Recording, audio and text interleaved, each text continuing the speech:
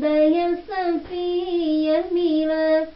Nu-l cunoșteam pre tatăl meu, de el să-mi fie milă.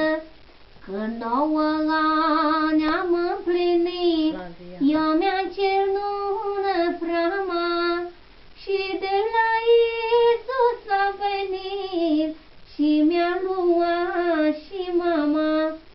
Și de la Iisus a venit, și mi-a luat și mama.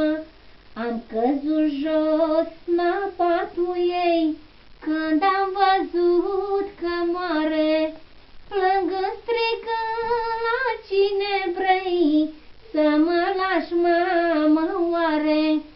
Plângând strigând la cine vrei, să mă lași, mamă, oare?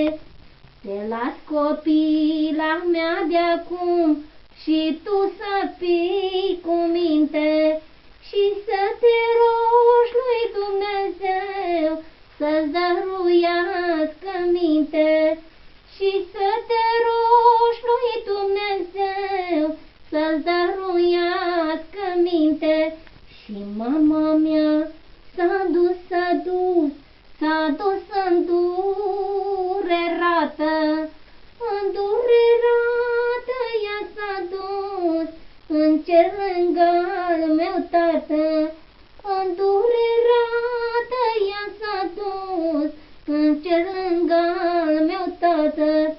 Toți frații mei mă izgoneau din casa părintească, dar tu, Iisuse, m-ai primit cu mila ta cerească.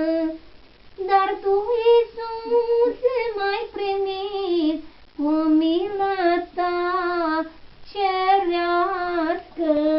Gata. Place?